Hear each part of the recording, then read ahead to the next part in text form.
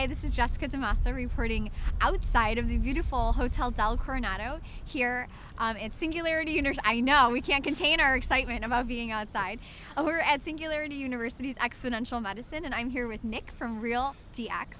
So Nick is a healthcare startup luminary, let's call him, and we're gonna pick his brain to get some information on what it takes to be a successful startup in healthcare. So Nick, what's the best advice that you ever got about breaking into healthcare?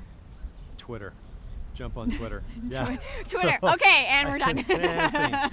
Yeah, no. So what do you mean Twitter? Twitter, yeah, social media. So Real DX, just to tell you real quickly about us. We're a startup based in Portland, Oregon, and we're a couple years old. Early on, none of the founders had ever been on Twitter at all.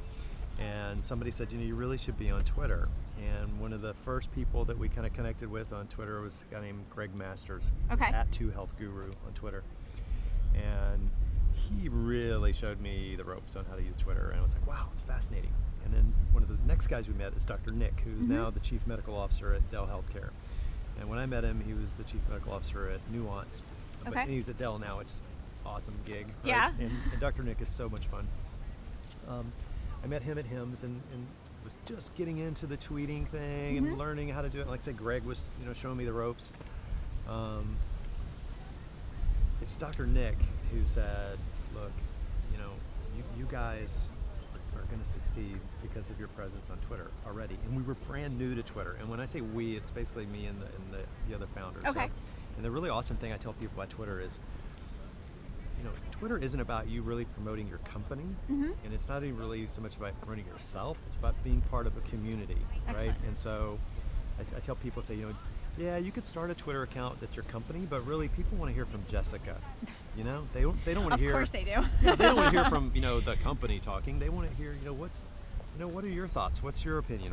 What's your advice? What's your input into the community here that's circling around whatever the topic is. Who do you like to follow? Like who do you? I mean, give me like a couple. The people that you have to follow. Well, okay. Number one, Eric Topol. Oh yeah. So in this space No-brainer. for digital health.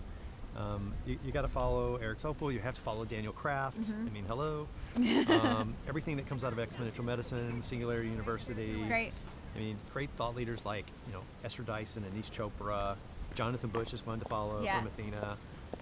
I can go on a list of. I'd be happy to send you a list of must-follow people. But those are the ones I definitely say. Start there. Start with Eric Topol. You can only follow one person. Follow Eric Topol. Read his book, The Patient Will See You Now. Okay.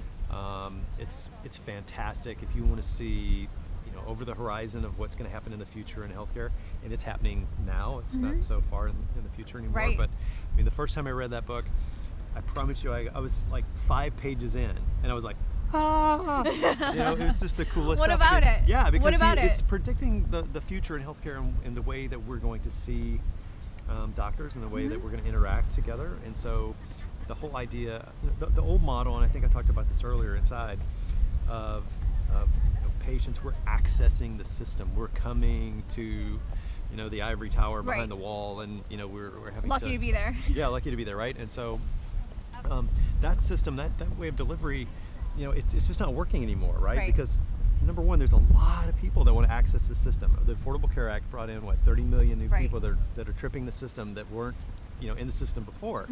There was a shortage of providers, doctors and nurses before that. Now it's just way too much of a problem. So what's addressing that and helping fill in the gap is technology, right? And so a lot of the cool stuff that we're seeing here at Exponential Medicine and that comes out of Singularity University and a lot of the other cool places, technology is helping fill that gap. And one of the big things that technology is doing, besides all the cool stuff and wearables and sensor tech and remote monitoring, is virtual care, right? And so telemedicine. And telemedicine's been around for a long time, but really the technology now it's gotten to a point where it's almost perfect, right? And so let's think about just in our daily lives. We use Skype, right? We use FaceTime on our phones. We can do a GoToMeeting or a WebEx. It's super easy stuff, right? Well, why doesn't healthcare do that? Why don't doctors and nurses and patients and hospitals and all, Nick, doesn't your company do something like this? Wait a minute. Well, tell us about Real DX. Real DX.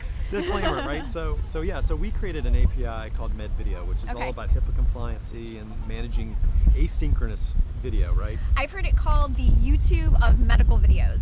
Yeah, well, that's Yeah. awesome. Or sometimes people say it's like Snapchat for healthcare. Oh, there you go, even better. Yeah, right. And so We need Tinder for healthcare. you know, Somebody innovate that. Hey, listen, they're almost. I mean, Curely Health is very similar to that, right? I mean, I'm not gonna, but I love Curely Health. Anyway, so think of the whole like Uber model, right? You want access to a card now. You Uber or Lyft, right? And you use it on your phone, and everybody's rated, and it kind of polices itself, and access is instant, and that's what virtual care and telemedicine and a lot of the digital health, mobile apps on our phones. Right. The days of having to wait for the doctor, you can't get in for 5 weeks, or it's like Doctor on Demand. On demand. Like Right Doctor there. on Demand is an awesome app. Dr. Phil's behind that. He's part of that group. Adam Jackson's the CEO there. Pat Bussard's the chief medical officer. Great group. Let's run the scenario here. And I was saying, we're at these digital conferences all the time, so Right. we see the cool stuff, right? But if we walk out of here and start talking to the average person that has no idea what's happening in the room, they're going to think that we have fallen to Earth from another planet. That we are talking about stuff that is coming in the future.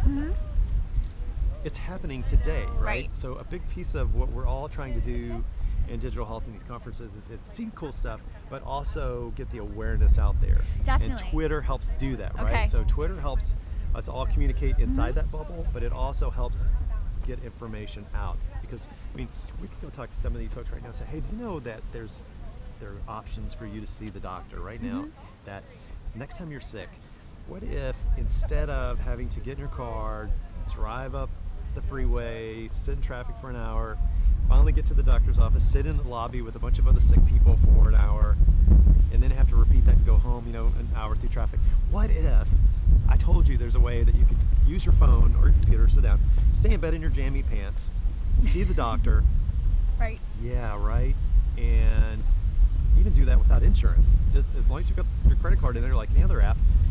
do I it. think Doctor on Demand's $40, $50 for a visit. Yeah. Like 15 minutes with a doctor live right there, and you never left your bed. I mean, Yeah, but there is, to your point earlier, a lot of education that needs Yeah, to be right. done by the startups who are trying to communicate this to the marketplace. And so I'm getting from you that Twitter is the way to do it. super So helpful. if there's nothing else to take away from our Twitter. conversation with Nick today, you need to find him on Twitter. You need to Thank find you. GuideWell on Twitter. Yep. And definitely keep up with what's going on so you can better communicate it to the people that you're trying to serve in the marketplace. Yeah. So thanks so much for your time today, Nick. At NickRealDX. At NickRealDX. Come find me. So, Awesome. Thank you. Thank Thanks you, so much. Jessica. Thank you.